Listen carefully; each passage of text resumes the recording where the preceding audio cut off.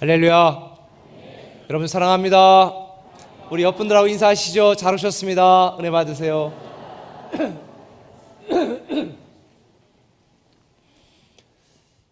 우리 유아실에 있는 분들도 환영합니다. 혹시 유아실에서 잘 안 들리면 이렇게 두드려서 앞에 계신 분들에게 말씀을 해주시면 소리 음량 조절해 드리도록 하겠습니다. 우리 오늘 보니까 우리 카페 스토리에서는 아이들과 함께 예배드리는 부모님들이 많이 계신데 아이들이 떨어지면 우리 교회 학교에 맡겨주시고 아직 어린 아이들이라 꼭 같이 있어야 되면 잘 보살펴서 예배 집중해 주시길 바랍니다. 우리 하나님의 말씀을 같이 읽겠습니다. 하나님의 말씀은 룻기서 2장 1절에서 9절까지의 말씀입니다. 번갈아가며 읽습니다. 제가 먼저 읽겠습니다. 나오미의 남편 엘리멜렉의 친족으로 유력한 자가 있으니 그의 이름은 보아스더라.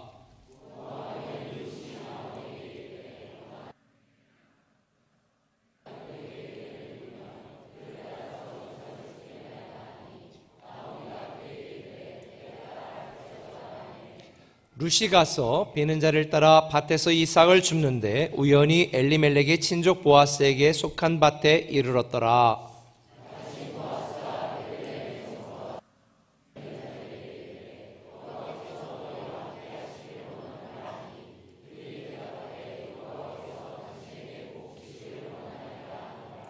보아스가 베는 자들을 거느린 사환에게 이르되 이는 누구의 소녀냐 하니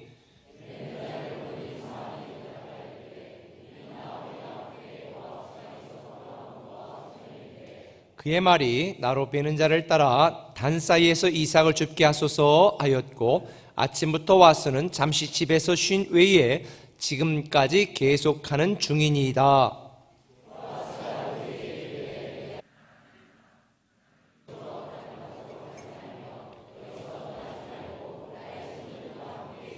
한 목소리로 그들이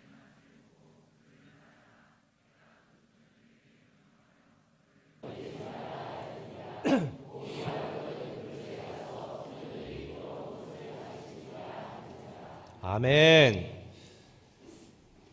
내일 모레가 대선 투표일입니다. 우리 꿈에게 성도님들 한 분도 빠짐없이 꼭 투표해 주시기를 바랍니다.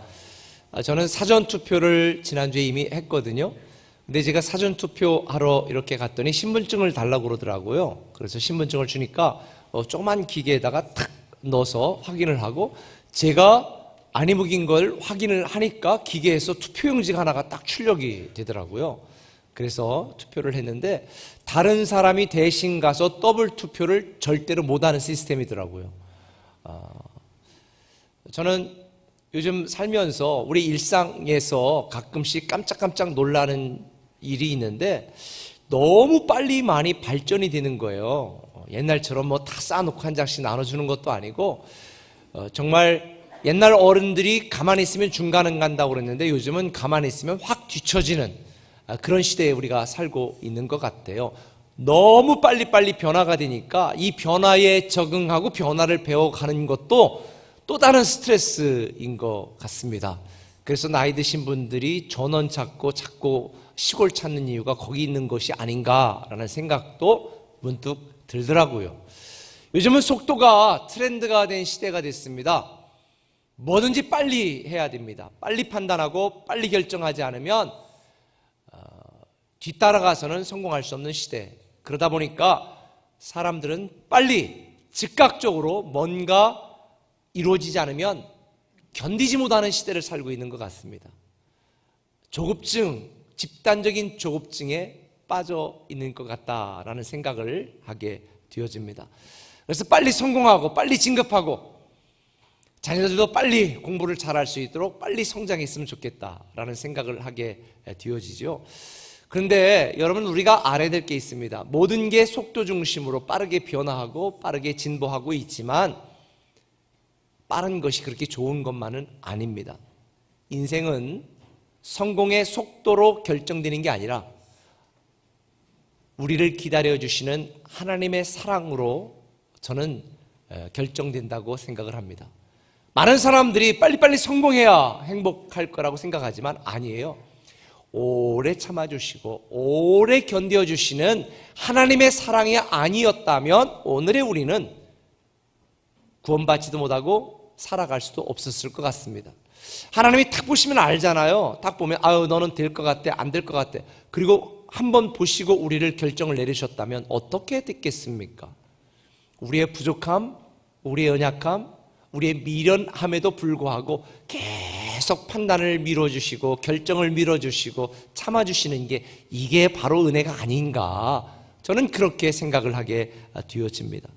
여러분 인생이 여러분이 생각하는 것처럼 빠르게 진척이 잘 되지 않는다고 할지라도 절대 낙담하지 마세요. 실망하지 마세요. 하나님은 지금도 여러분을 위해 일하고 계십니다. 제가 지금까지 인생을 살면서 가끔씩 저도 인생에 이렇게 앞길에 막힌 때가 있었어요. 제가 의도하거나 제가 계획한 대로 잘 되지 않아서 정말 속 터진다 막 이런 때도 있었거든요. 근데 지나고 보니까 그때 하나님이 저를 위하여 다른 길을 예비하고 계신 때였더라고요. 다르게 하나님이 이끄시고 인도하시고 계셨다는 것을 지나고 보니까 알게 되어집니다. 혹시 여러분들 중에 하나님이 왜 나에게 이렇게 침묵하시나, 하나님이 왜 나를 버리셨나, 왜 내가 기도한 대로 이렇게 빨리 응답해 주지 않는가, 혹시 이런 생각으로 하나님에게 실망한 분이 있다면 절대 실망하지 마시기 바랍니다. 예수님도 무덤 속에서 3일 동안 계셨잖아요. 모두가 다 끝났다고 생각할 때까지 3일 동안 무덤에 있으셨습니다. 그런데 다시 부활하셨거든요. 여러분이 끝났다고 판단하고 포기하고 성급한 결정을 내리지 마시기 바랍니다. 하나님은 저와 여러분을 위하여 지금도 일하고 계십니다. 할렐루야. 우리에게는 지난주 말씀드린 것처럼 반전의 그날이 있습니다. 부활의 날이 반드시 다시 시작되게 되는 줄 믿으시기를 바랍니다. 어떤 분들은 일주일 기도하고 하나님 왜 이러시냐고, 겨우 1년 기도하고 하나님 왜 이러시냐고 실망하는 분들이 있는데 절대 그러지 마세요. 하나님은 지금도 오늘도 이 시간도 나를 위하여 일하고 계십니다. 할렐루야. 놀라운 반전과 부활의 스토리가 오늘 본문에도 소개되고 있습니다. 그 주인공은 나오미와 룻입니다. 알다시피 이 룻기서는 이스라엘 땅의 흉년으로부터 스토리가 시작이 됩니다. 특별히 이 나오미 가족이 살고 있었던 곳은 베들레헴이었거든요. 근데 베들레헴이라고 하는 이름은 빵집이라는 이름이에요. 그래서 굉장히 부유하고 비옥한 땅 중에 하나였었는데 그 땅에 가뭄이 들고 흉년이 들어서 도저히 살 길이 막막해진 거예요. 우리가 현재 내가 살고 있는 곳이 살기가 막막해지면 어떻게 해요? 어디 다른 데로 이사 갈까? 이주할까? 이민 갈까? 이런 생각을 하잖아요. 그래서 이 엘리멜렉이라고 하는 사람은 아내 나오미와 두 아들을 데리고 모압이라고 하는 지역으로 이주하기로, 이민 가기로 결정을 내립니다. 알다시피 우리가 생각해보면 이 엘리멜렉과 나오미 가족은 모압이라고 하는 땅으로 가서 새로운 인생을 시작할 아마 그런 꿈에 부풀었을지도 모릅니다. 그런데요, 그들이 가졌던 새로운 땅에서의 새로운 출발에 대한 꿈은 무참하게, 비참하게, 처절하게 무너져 내렸습니다. 그곳에서 엘리멜렉이 죽었습니다. 두 아들도 죽었습니다. 가진 거 다 탕진했습니다. 과부세만 남았습니다. 세상에 이거보다 더 망가질 수가 어디 있겠습니까? 우리도 인생을 살다 보면 그런 때가 많은 것 같아요. 많은 것을 얻으려고 뭔가 새로운 일을 시도해보지만 가진 것조차 다 잃게 되어지는 경우가 혹간이 있습니다. 사는 게 우리의 생각대로, 우리 계획대로 이루어지면 얼마나 좋겠습니까? 그런데 인생이라는 게 우리가 생각한 대로 잘 풀려지지가 않는 게 또 인생이지 않겠습니까? 깊은 강을 건너면 그래도 이제 뭔가 될 것이다, 평지가 시작될 것이다 라고 생각했는데 깊은, 정말 앞이 보이지 않은 계곡 속에 갇혀버린 꼴이 되었습니다. 이 나오미의 인생을 보면, 인간적으로 보면 더 이상 어떻게 헤어날 방법이 없는 마지막 인생이었습니다. 절망스러운 상황이었습니다. 우리 같으면 포기할 수밖에 없는 상황. 그런데요, 나오미는 포기하지 않았어요. 인생에 경험할 수 있는 모든 쓴맛을 다 보고도 나오미는 좌절하지 않았습니다. 괴로웠지만 믿음으로 다시 시작하기로 결심했습니다. 그래서 자기가 살던 베들레헴으로 돌아가 하나님을 섬기는 삶으로 다시 시작하기로 결정을 내리신 것입니다. 여러분, 우리가 살면서 그리스도인이라고 해서 모든 게 다 만사 오케이는 아니잖아요. 우리도 인생의 흉년을 맞이할 때가 있어요. 그런데 제가 여러분들에게 강조하는 거지만 이 흉년을 맞이할 수는 있지만 이 흉년을 통과하는 우리의 반응과 믿음이 너무 중요합니다. 이 나오미의 남편, 죽은 나오미의 남편의 이름이 엘리멜렉이었어요. 근데 이 엘리멜렉이라고 하는 이름은 여호와는 나의 왕이시다, 이런 뜻입니다. 얼마나 믿음이 있었던 사람이에요. 그런데 그 이름에 걸맞는 인생을 살아가지 못했어요. 여호와는 나의 왕이시다 그러면 왕이신 하나님의 말씀과 계획과 뜻을 따라 살아야 되는데 엘리멜렉은 그렇게 살지 못했다는 거예요. 왜냐하면 이 나오미가 살던 시대는 사사시대였거든요. 근데 여러분 알다시피 사사시대의 성경은 어떻게 되어 있습니까? 그때의 이스라엘 사람들은 왕이 없으므로 자기 소견대로 행하니라. 자기 소견대로 행한 거예요. 여호와는 나의 왕입니다 라고 하는 이름을 갖고 있었지만 당시 시대 상황, 시대 사람들을 따라서 자기의 소견대로 결정한 것입니다. 자기의 생각으로 결정한 것입니다. 자기의 판단으로 결정한 것입니다. 하나님께 기도하고 결정한 게 아닌 것 같아요. 왜 그런 줄 아세요? 이들이 이주해 간 땅이 모압이었는데 모압이라고 하는 지역은 신명기 23장에 보면 절대로 모압 족속은 이스라엘 총회에 들어올 수가 없다. 왜? 그들은 부적절한 민족이었잖아요. 그러니까 이 민족들은 이스라엘 사람들의 일원이 절대 될 수 없다, 상대하지 말아라, 그렇게 선을 그은 민족이거든요. 여호와는 나의 왕이시다, 하나님의 말씀대로 순종했다면 절대 그 땅으로 가서는 안 돼요. 그런데 당시 시대적인 사람들처럼 자기 소견을 따라 그 땅으로 이주하기로 결정한 엘리멜렉 죽었습니다. 두 아들 죽었습니다.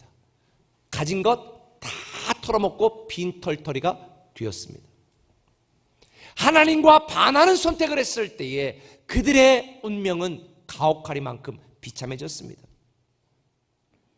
이때 나오미는 다시 하나님을 섬기고 하나님이 약속한 땅으로 자기 고향 베들레헴으로 돌아가기로 결정을 내립니다. 모든 걸 다 잃고 나서야 다시 시작하기로 결심을 하는 것입니다. 인간적으로 보면 이게 쉬운 선택은 아니에요. 왜? 호기 있게 자기 고향을 떠났는데 남편도 죽고 다 털어먹고 고향으로 가면 사람들이 얼마나 수군대겠어요. 아이고 야 다 털어먹고 왔대. 아이고 거봐, 네 그럴 줄 알았어. 그런데도 나오미는 다시 시작하기로 결심을 했습니다. 뭐로? 믿음으로. 저는 이 나오미의 믿음을 통해서 결국 그가 선택한 믿음의 삶을 통해서 예수님의 육적 조상이 되는 이 놀라운 영적 축복을 받는 이 나오미의 반전되는 인생을 통해서 오늘 저와 여러분들 가운데에 다시 반전의 역사, 부활의 역사가 시작되기를 원한다면 우리가 이들을 통해 배울 수 있는 두 가지 믿음을 소유해야 됩니다. 믿음이라고 다 같은 믿음이 아니거든요. 그 첫 번째 믿음은 이겁니다. 스케일의 믿음이에요. 한번 따라 합시다. 스케일의 믿음으로 인생을 바라보자. 스케일이라고 하는 것은 알다시피 큰 사람을 말할 때, 큰 일을 말할 때 얘기하잖아요. 스케일. 스케일 커, 통이 커, 이런 얘기잖아요. 오늘날 많은 사람들이 믿음을 갖고 있는데 스케일의 믿음을 갖고 있는 분들이 별로 없습니다. 여러분, 스케일의 믿음으로 우리의 인생을 바라봐야 됩니다. 저는 오늘 본문 3절, 4절 읽으면서 기가 막힌 단어들 두 개를 발견했습니다. 한번 같이 찾아볼까요? 읽어봅시다. 시작. 룻이 가서 우연히 엘리멜렉의 친족 보아스에게 속한 밭에 이르렀더라. 마침 제가 표시를 해놨으니까 뭐 모를 수가 없네. 두 단어가 있습니다. 첫 번째 우연히, 두 번째 단어 마침. 정말 기가 막히지 않아요? 베들레헴으로 돌아온 룻이 우연히 보아스의 밭에 들어가게 됐는데 마침 그 주인 보아스를 만난 거예요. 이게 왜 놀랍고 기가 막힌 일인 줄 아세요? 룻이 자기 가문의 대를 이어가며 새로운 가정을 꾸미려면 어떤 사람을 만나야 되냐면 친족 중에서 만났어야 돼요. 이 엘리멜렉이 친족 중에서 한 사람을 만나서 재혼을 해야 이 유대 율법에 의하면 룻의 자녀로 인정이 되는 거예요. 그러니까 엘리멜렉이 친족 중에서 한 사람을 만나야 되는데 너무 가난한 여자니까 누구를 만나야 돼요? 부자였어야 되잖아요. 그런데 이 두 가지 조건에 딱 맞는 사람이 누구였을까요? 보아스예요. 그런데 이 룻이 이삭을 주스러 갔는데 우연히 어떤 밭을 간 거예요. 그런데 마침 그때 주인이 온 거예요. 누가? 보아스가. 이게 우연일까요? 하나님의 섭리일까요? 사람들은 우연이라고 말하지만 이것은 하나님의 섭리였습니다. 기가 막힌 타이밍 아니었겠습니까? 여러분, 수평적인 인간의 시각으로 볼 때는 그냥 우연히 가서 마침 만난 것뿐이에요. 그런데 수직적인 하나님의 시각, 영적인 시각, 스케일의 믿음으로 보면 그 만남은 하나님의 섭리 가운데 예정된 만남이었던 거예요. 우리가 인생을 살면서 내 눈으로 볼 때는 희망이 없어 보이고 가망이 없어 보인 때가 참 많이 있습니다. 내 실력과 능력으로 어떻게 할 수 없는 일이 참 많이 있습니다. 그런데 여러분, 여러분의 인생을 여러분의 이성이나 여러분의 경험이나 여러분의 생각으로 판단하고 결정하는 그런 여러분이 안 됐으면 좋겠어요. 여러분의 수준으로 여러분의 인생을 풀면 안 됩니다. 하나님의 섭리 가운데 우리에게 최고의 것을 주길 원하시는 하나님의 섭리로 우리의 인생을 풀어야 됩니다. 그래서 우리는 스케일의 믿음으로 내 인생을 바라봐야 되는 거예요. 제가 하나님의 섭리로 풀자 그랬는데 하나님의 섭리, 이 섭리라는 단어는 영어로 providence라는 단어거든요. 근데 이 providence라고 하는 섭리라고 하는 단어가 라틴어에서 왔어요. 라틴어 프로, 이거는 뭐뭐 앞에라는 단어예요. 비데르, 이게 라틴어거든요. 본다라는 뜻이에요. 이 두 단어가 합해서 프로비던스가 파생이 된 건데, 다시 말하면 앞에서 본다, 미리 본다, 이런 뜻입니다. 전체를 본다, 이런 뜻입니다. 이게 섭리예요. 당장 내가 볼 때는 우연인 것 같고, 당장 내가 볼 때는 인간적인 시각에서 볼 때는 그냥 저절로 된 것처럼 보이지만, 그러나 하나님의 섭리라고 하는 것은 미리 보시고 전체를 보시고 영적으로 보시고 모든 걸 보시는 하나님께서 그 순간 그 시간에 보아스를 그 밭에 가게 하셔서 만나게 하신 거예요. 이거를 예정이라고도 말하고 이것을 하나님의 섭리라고도 말하는 거예요. 우리가 인생을 살면서 때때로 정말 하나님이 나 사랑하시나? 정말 하나님이 살아계신가? 이런 생각을 가질 때가 있을 거예요. 그런데 여러분 꼭 아셔야 됩니다. 하나님은 하나님의 섭리 가운데 우리 각자 상황에 맞춰서 가장 선한 길로 우리를 인도하시는 분인 줄 믿으시길 바랍니다.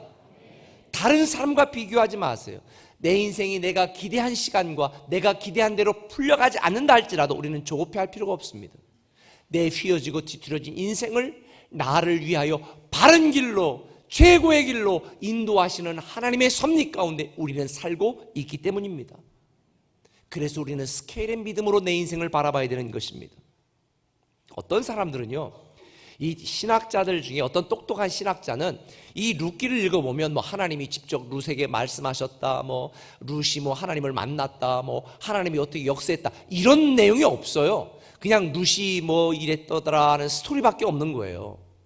그래서 이 룻기는 하나님이 직접적으로 나타나거나 역사하시거나 이런 이야기가 없기 때문에 룻기는 조금 성경적인 질이 떨어진다, 이렇게 싸가지 없이 평가하는 신학자들도 있어요. 근데 저는요, 오히려 이게 저는 너무 은혜가 된 거예요. 왜냐? 룻기를 제가 묵상하면 또 은혜가 된 건 뭐냐면, 솔직히 여러분들 다 하나님 만나서 하나님이 직접 말씀하셔서 하나님이 기적을 베푸셔서 하나님의 살아계심을 다 경험했기 때문에 지금 신앙생활 하세요? 아닌 분들이 대부분이잖아요. 저는 그런 경험이 참 많아요. 근데 그렇지 않은 분들이 많단 말이에요. 그러면 하나님은 왜 어떤 사람은 이렇게 만나주시고 뭐 이런 간증도 있고 뭐 경험했다고 그러는데 나는 하다못해 방언도 못하냐, 이래서 하나님 나 버렸나, 이렇게 생각하는 분이 있을 텐데, 여러분 오해하지 마세요. 룻은 하나님이 직접 나타나시고 만나시고 역사하신 이런 일이 하나도 없지만 그때 그 순간에도 하나님은 룻을 포기하지 않았고 나오미를 버려두지 아니하셨고 하나님의 섭리 가운데 그들에게 최고의 인생을 살도록 예비하고 계신 줄 믿으시길 바랍니다. 아하, 이 룻기를 읽으면서 감동받은 것은 비록 내가 하나님을 보지 못해도, 내가 하나님을 만나지 못했어도, 비록 내가 하나님을 경험하지 못했어도 하나님은 지금도 나를 위해 일하고 계시다. 할렐루야. 이게 룻기를 묵상하며 제가 깨달은 감동이에요. 사랑하는 성도 여러분, 하나님이 여러분 버린 게 아니에요. 여러분을 위해서 일하고 계세요. 스케일의 믿음으로 우리 인생을 바라보시기를 바랍니다. 하나님이 나를 위해 예배하고 계신 거예요. 오늘 어린이 주일이잖아요.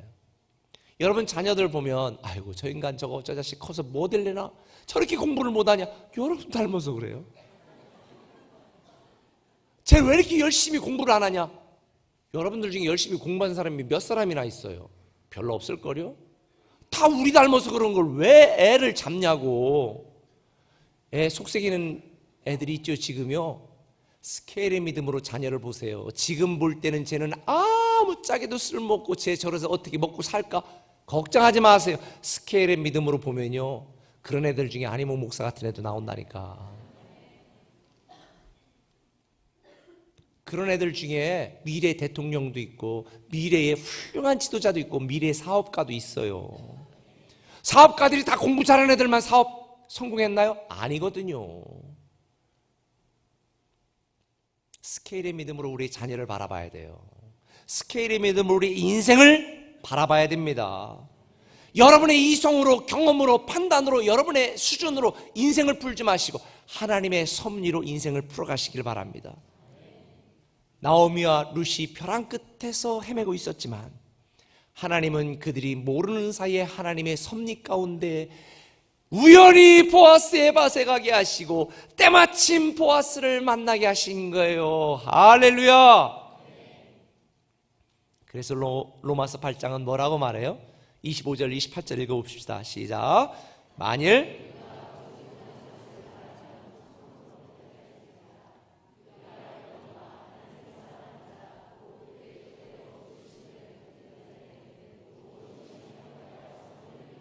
너희가 보지 못하면 참으라.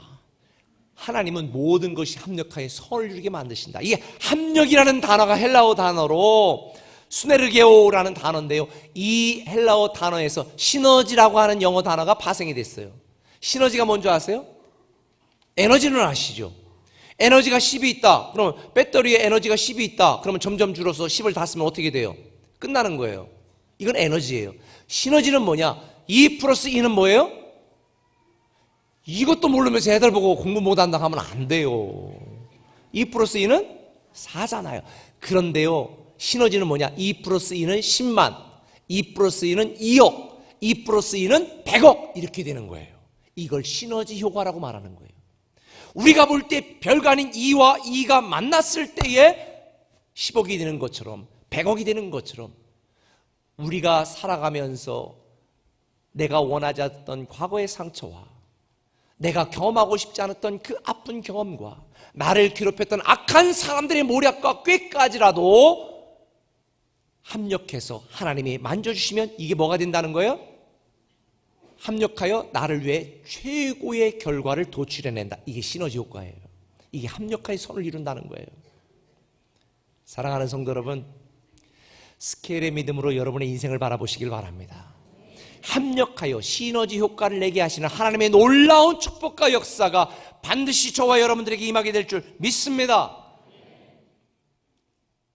스케일의 믿음으로 우리 인생을 바라봐야 돼요. 이용규 선교사님 아시죠? 내려놓음의 저자 6월 28일 날 우리 교회 초청했거든요. 29일 날 인도네시아로 또 다시 들어가셔요. 그런데 이 이용규 선교사님이 원래 전공이 한국사였는데 하버드 대학원에서 박사과정 공부할 때 전공이 뭐냐면 이슬람학이었어. 근데 왜 이슬람학을 공부하고 이렇게 전공을 바뀌었는지 자기도 사실 그때 잘 몰랐대요. 근데 전공을 바꾸면 얼마나 힘들어요. 하버드에서 공부하는 게 얼마나 힘들겠어요. 이걸 괜히 했나 이걸 왜 하나 내가 꼭 해야 되나 막 너무 고민했다는 거예요. 그리고 나서 박사학위 받고 15년이 지난 지난번 간증할 때 들었어요. 왜 하셨는지 이제 깨달았다고. 왜요? 여러분 지금 인도네시아에서 신학교 사역하고 이렇게 가르치는 사역하면서 선교 활동하고 있는데요. 인도네시아가 어떤 나라인 줄 아세요? 세계에서 최대의 이슬람 국가예요. 인도네시아가. 15년의 기다림 끝에 왜 하나님이 이슬람학을 하게 하셨는지를 이제 깨달았다는 거예요. 스케일의 하나님. 하나님이 아브라함에게 내가 내 민족을 통해서 위대한 일을 일으키고 위대한 민족이 되게 할 것이다. 그리고 몇 년을 기다렸어요? 30년. 30년의 스케일의 믿음을 가졌을 때 하나님이 이끄신 거예요. 그래서 제가 조금 전에 말했잖아요. 일주일 기도하고 하나님 죽었다고 하지 말라는 거예요. 1년 기도하고 하나님 응답 안 했다고 포기하지 말라는 거예요. 최소한 몇 년은? 30년은 기다려봐야 하나님이 어떻게 역사하는지를 아시는 거예요. 여러분 내 수준으로 내 인생을 바라보지 마시고 스케일의 믿음으로, 할렐루야, 스케일의 믿음으로 여러분의 인생을 바라보시고 여러분의 자녀를 바라보시면 여러분 놀라운 일이 생깁니다. 마찬가지예요. 또 봉사한다고 또 교사라고 이렇게 했더니 어떤 분들은 한 달, 두 달 돼가지고 이거는 뭐 이러면 안 돼. 최소한 몇 년은 기다려봐야 돼. 5년은 기다려봐야 돼. 잘하는지 안 하는지. 사랑하는 성도 여러분, 혹시 여러분들 중에 과거의 아픔이나 상처가 있는 분들 모르겠어요. 또 지금 여러분 원하지 않게 여러 가지 외부적인 환경이나 여러분을 괴롭히는 사람들 때문에 힘든 일이 있을지 모르겠어요. 근데 꼭 기억하세요. 합력하여 선을 이루게 만드십니다. 할렐루야. 여러분을 정금처럼 단련시켜서 위대한 리더가 되게 하시고 반전의 역사와 부활의 삶을 살게 하시는 이 놀라운 하나님의 배려라고 저는 생각해요. 스케일의 믿음으로 여러분의 인생을 바라보시길 바랍니다. 직장에서 스트레스 받으시는 분들 많지요. 스트레스 받지 마세요. 즐기세요. 스케일의 믿음으로 보세요. 그런 과정을 통해 여러분이 나중에 국장이 되고 차관이 되고 높은 자리에 올라가서 이걸 이야기 되는 거지. 아무런 문제 없이 다 고속 승진만 해가지고 나중에 결정적으로 세워졌을 때 한 가지 실수해서 어쩔 줄 몰라 해가지고 바로 잘려. 저는 믿음이라고 하는 것은 현실을 하나님의 관점으로 재해석하는 거라고 저는 믿습니다. 스케일의 믿음으로 여러분의 가정과 여러분의 인생을 재해석하시고 모든 것을 하나님의 섭리 가운데 인도하시는 하나님을 경험하시기를 예수님의 이름으로 축원합니다. 그렇다면 이 스케일의 믿음을 가진 자는 어떻게 살아가는가? 그렇죠? 두 번째가 이거예요. 디테일한 신앙으로 오늘을 살아가자는 것입니다. 한번 따라 합시다. 디테일한 신앙으로 오늘을 살아가자. 디테일은 말 그대로 아주 작은 걸 말하잖아요. 저는 성경을 읽으면서 이 두 하나님의 모습을 발견합니다. 온 우주를 창조하신 스케일의 하나님, 그러나 우리의 머리털 하나도 다 세신 디테일한 하나님. 나도 내 머리털이 몇 개인지 몰라요. 많이 줄었을 거예요. 하도 빠져가지고. 그런데요, 머리털까지도, 나는 관심이 없는 머리털까지도 세시는 하나님, 온 우주를 창조하시고 모든 백성을 구원하시지만 참새 한 마리 떨어지는 것까지 간섭하시는 디테일한 하나님, 그 하나님의 성품을 담은 우리는 어떻게 살아가야 될까? 스케일의 믿음으로 내 인생을 바라보지만 오늘 이 시간 이 순간만큼은 디테일한 신앙으로 최선을 다하여 살아가는 것이 우리에 대한 하나님의 기대다. 할렐루야. 오늘 본문 7절에 보면은요, 이런 말씀이 있어요. 그의 말이 나로 베는 자를 따라 단 사이에서 이삭을 죽게 하소서 했다는 거예요. 마침 보아스가 와가지고 보니까 예쁜 아가씨가 있는 거예요. 쟤 누구냐? 결혼했냐? 쟤 루시인데요. 어쩌고 저쩌고 이렇게 얘기하면서, 근데 와가지고 이 밭에서 이삭을 좀 주셔도 되냐 이렇게 물어보네요. 참 매너가 있어요. 예의가 있어요. 왜냐면요, 아무나 그냥 허락받지 않고 가서 이삭 줄 수 있었어요. 왜냐하면 이건 요즘 대통령 된 분이 이거는 정책에 위반을 해야 되는데, 하나님은 부자들이나 농사 짓는 사람들이 다 농사를 짓고 남은 이삭이나 미처 털어내지 못했던 것들은 싹싹 긁어가지 말고 다 내버려 둬라 그랬어요. 왜? 가난한 자들이 가서 주워서 먹고 살게. 이게 얼마나 디테일한 하나님의 사랑이야. 좀 여유가 있는 분들은 좀 넉넉하게 남기고 다니셔야지. 싹싹 긁어. 그래 제가 공제수 제가 늘 말한 게, 시장에 가서 콩나물 사면서 200원 깎지 마라. 그거 깎아서 살림에 보탬이 됩니까? 콩나물 이거 1,800원이요. 그럼 2,000원 주고 와라. 제가 그렇게 얘기를 해요. 택시 요즘 힘들거든요. 택시 타는 분들도 100원 남았다. 꼭 기다리지 마시고 그냥 주고 오세요. 하나님 안에서 안전운행하세요. 이게 그리스도인이에요. 이 디테일의 신앙으로 살아가는 게 진짜 믿음이라니까요. 우리 교회 이동희 전사님이 우리 심리신학대학교 총학생회장인데 이번에 목사님 조금 지원해 주실 수 있어? 뭐? 그랬더니 자기 비정규직 그 노동자들이 많대. 신학교도 청소하시고 이렇게 하는 분들이, 그분들을 식사도 하고 조금만 선물도 다 주려고 그러는데, 아, 참 싸가지가 있다. 얼마 드냐? 한 150만 원. 알아서 줄게. 그랬어요. 여러분, 이게 하나님의 디테일한 하나님의 사랑이에요. 디테일한 하나님의 사랑. 그런데 아무 밭이나 가서 구할 수 있는데 룻은 어떻게 했어요? 이 밭에 주셔도 돼요? 이렇게 허락을 구한 거예요. 그래 이미 이 사환이 호감을 딱 갖고 있는데 보니까 7절에 뭐라고 그랬어요? 아침부터 와서는 잠시 집에서 쉰 후에 지금까지 계속 하는 중입니다. 이야, 제가 여기서 깨달은 거예요. 많은 사람들이 기회를 주지 않아서 슬프다고 그러지만 아니요, 하나님이 기회를 주셨을 때 준비되지 않은 게 슬픈 거예요.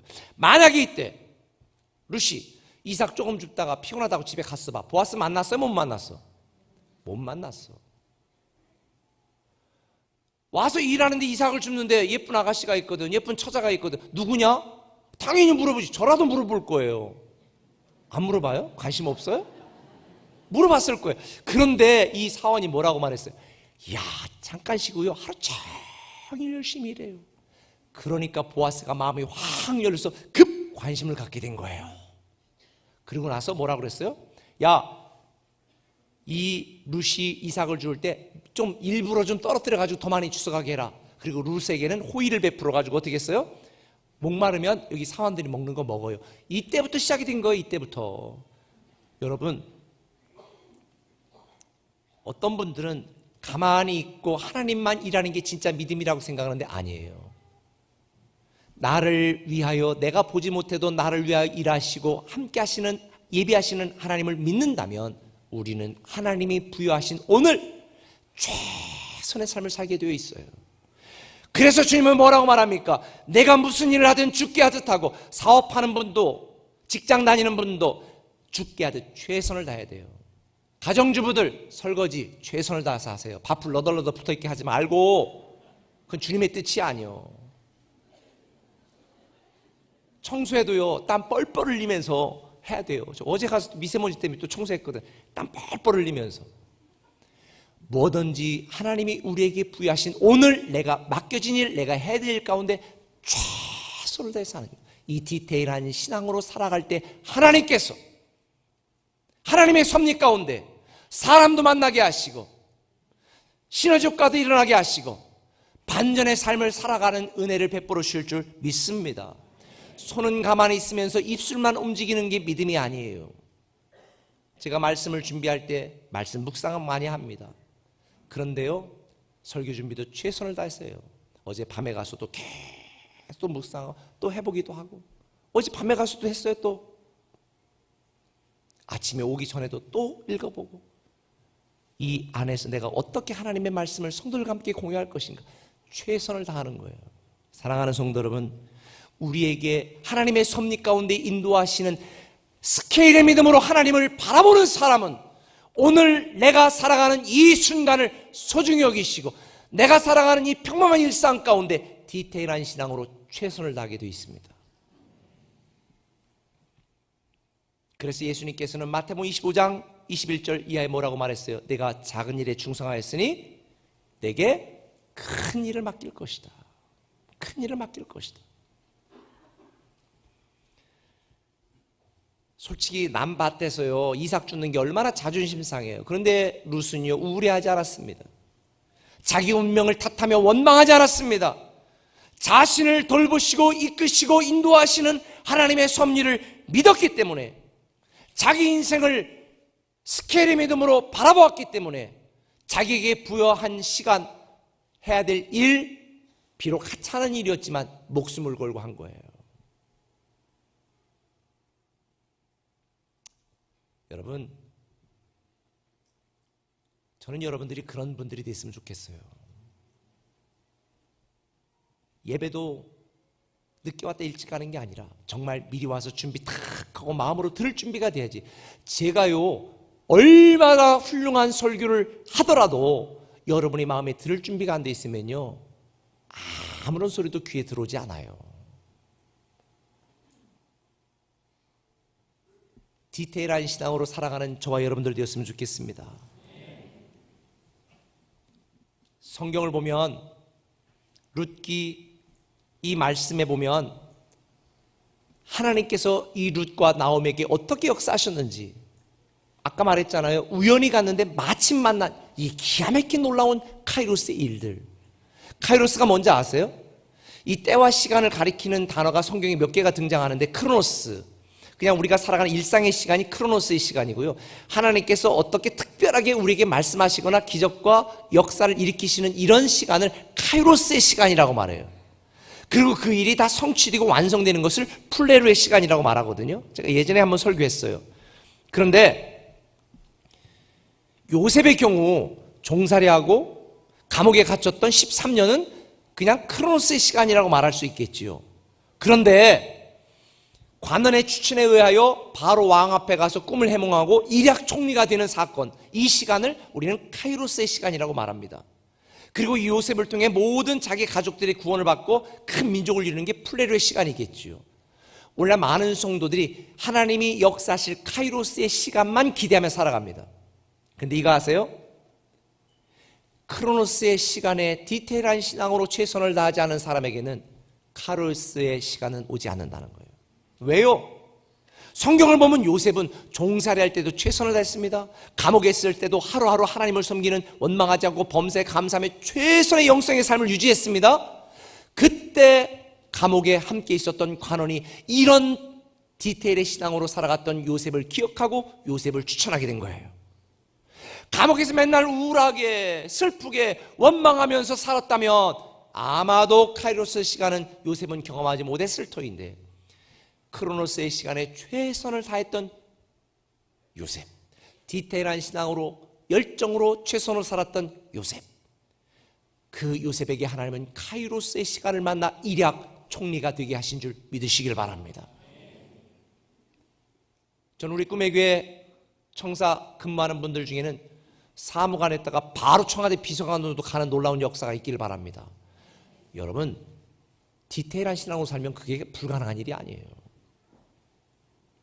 사랑하는 성도 여러분, 저는 여러분들이 카이로스의 시간만 기대하는 게 아니라 카이로스의 시간은 오늘 내가 아무런 의미 없이 살아가는 이 크로노스의 일상에서 시작된다는 것 꼭 기억하시기를 바랍니다. 룻기의 맨 마지막에 보면 4장 21절에 살몬은 보아스를 낳았고 보아스는 오벳을 낳았고 오벳은 이새를 낳았고 이새는 다윗을 낳았더라. 그러니까 이 살몬이라는 사람이 보아스를 낳았는데, 살몬이 누군 줄 아세요? 마태복음 1장 5절에 이렇게 되어 있습니다. 살몬은 누구에게서? 라합에게서 누구를 낳았다? 보아스의 엄마가 누구예요? 기생 라합이야. 이야, 기가 막히지 않아요? 저는 예수님의 족보를 보면서 정말 하나님의 방법은 이해할 수가 없다, 그리고 하나님의 섭리는 감히 내가 판단할 수 없다라는 결론에 이르게 됩니다.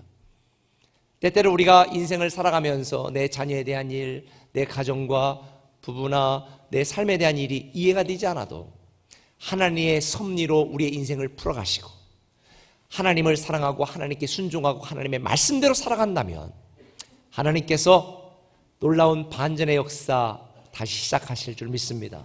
우리 옆분들이 이렇게 말하죠. 스케일의 믿음으로 인생을 바라봅시다. 디테일한 신앙으로 오늘을 살아갑시다. 할렐루야. 그럴 때 놀라운 반전의 역사, 다시 시작하는 위대한 역사가 저와 여러분에게 있기를 예수님의 이름으로 간절히 축원합니다. 기도합니다.